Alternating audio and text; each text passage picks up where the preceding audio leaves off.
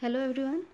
कल के वीडियो में हम लोगों ने देखा था meaning of teaching and the AIIMS of teaching.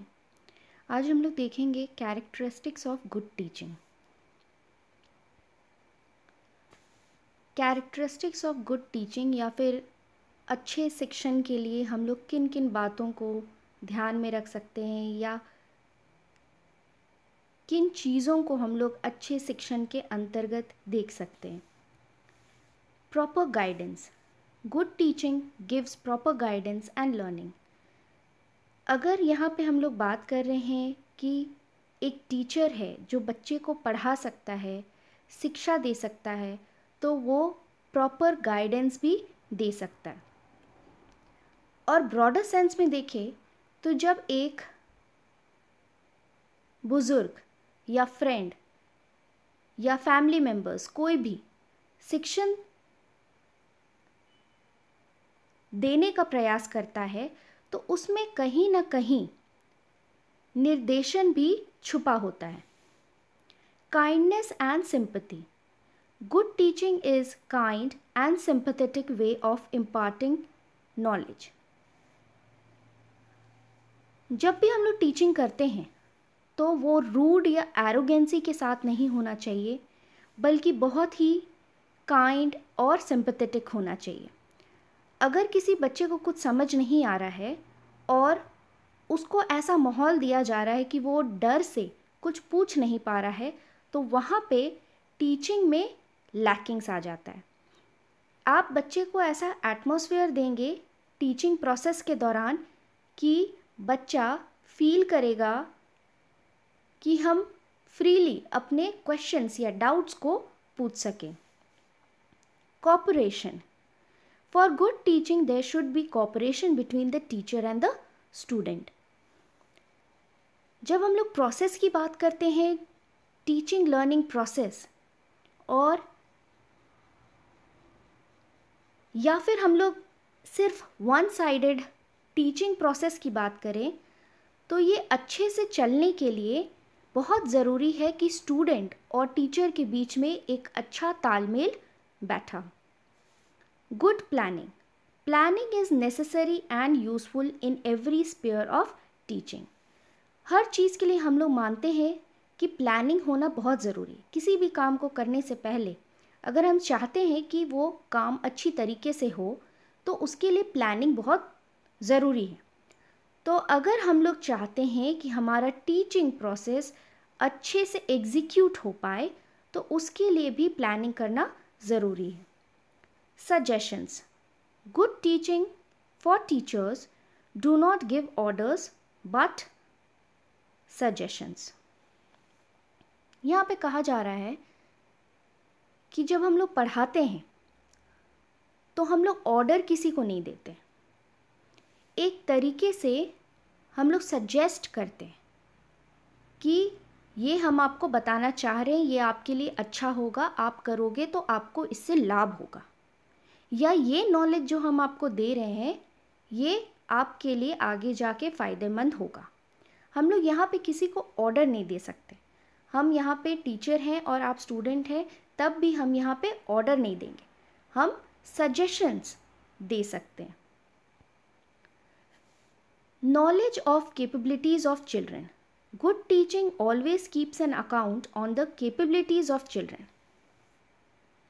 एक टीचर को ये ज़रूर पता होना चाहिए उनके टीचिंग प्रोसेस के दौरान कि बच्चे का कैपेबिलिटी या एबिलिटीज़ क्या है, वो किस लेवल की बातों को समझ पा रहा है, और उसी पे बेस्ड टीचिंग होना ज़रूरी है। Diagnosing the difficulties of students. Good teaching also includes diagnosing the difficulties and problems faced by the children. Teaching process के दौरान एक बहुत बड़ा रिस्पॉन्सिबिलिटी होता है टीचर के ऊपर कि वो स्टूडेंट्स के प्रॉब्लम को समझें। अगर बच्चा कोई प्रॉब्लम में है या किसी चीज़ से वो फाइट कर रहा है, तो ये टीचर उस टीचिंग प्रोसेस के दौरान ही डायग्नोस कर सकता है। Remedy, after diagnosis there comes remedy. जब ये टीचिंग प्रोसेस के दौरान टीचर डायग्नोस करता है कि स्टूडेंट को क्या प्रॉब्लम है, तो अच्छा टीचिंग इंक्लूड करता है कि प्रॉब्लम जानने के बाद उससे निकलने के लिए भी स्टूडेंट को बताया जाए। Generating self confidence in children, a good teaching should always generate self confidence in the children.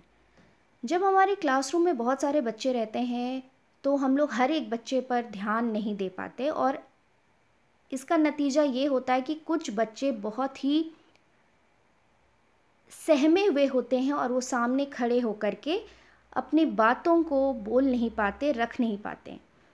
तो ये अच्छा टीचिंग का ही रिज़ल्ट हो सकता है कि हर एक बच्चे को इंडिविजुअली हम लोग वो अपॉर्चुनिटी प्रोवाइड करें कि बच्चे अपने आप को पूरी तरीके से एक्सप्रेस कर पाए और उनका हम लोग सेल्फ कॉन्फिडेंस बढ़ाए।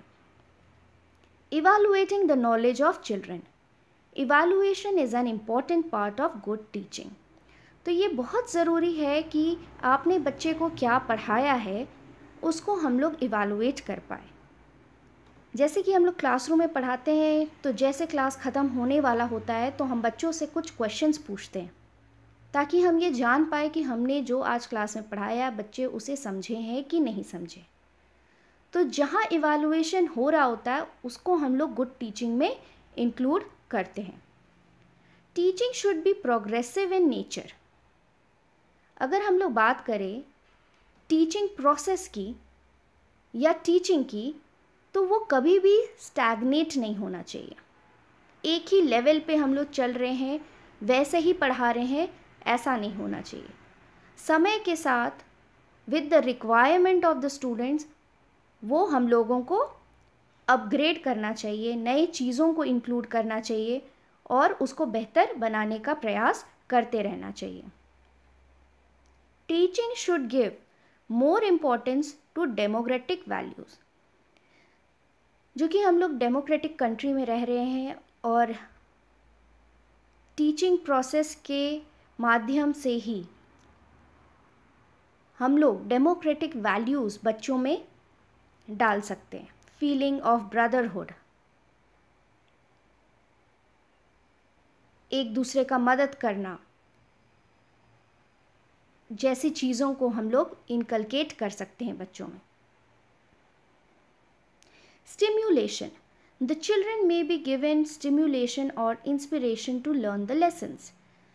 So बहुत बार ऐसा होता है कि स्टूडेंट्स को टीचर्स कहीं ना कहीं डायरेक्टली या इनडायरेक्टली फोर्स करते हैं कि बच्चे मगअप करें, किसी चीज़ को रटा मारे। तो वो चीज़ हटाते हुए यहाँ टीचिंग प्रोसेस के दौरान बच्चों को ऐसा अपॉर्चुनिटी देना चाहिए कि वो लेसन्स को अच्छे से समझें और समझ करके आंसर करें, ना कि उसको रट्टा मार करके। Use of past experience of children, good teaching ascertain the past experience और नॉलेज ऑफ द स्टूडेंट। जब भी हम लोग टीचिंग करते हैं तो ये बहुत ज़रूरी है कि बच्चे का कितना नॉलेज है, प्रीवियस क्लास में उसने कितना सीखा है या पर्टिकुलर टॉपिक के बारे में बच्चा कितना जानता है, वो सारी चीज़ों को हम लोग जानते हुए आगे का टीचिंग उसको दे। Use of past experience of teachers, a good teaching comes from the experience of the teachers. जब भी एक टीचर कोई नए क्लास में पढ़ाते हैं या फिर नए इंस्टीट्यूशन में पढ़ाते हैं तो उनका प्रीवियस एक्सपीरियंस बहुत काम आता है उस नए जगह पे पढ़ाने के लिए। To deal with the students, to tackle different situations, ये सारी चीज़ें टीचर को एक्सपीरियंस से ही आता है। और एक एक्सपीरियंस टीचर का टीचिंग डिफरेंट लेवल का होता है और बहुत बेहतर होता है, और एक नए टीचर का हो सकता है कि अभी भी एक्सपीरियंस के साथ वो बहुत कुछ सीख सकते हैं. So these are the characteristics of good teaching. Thank you everyone.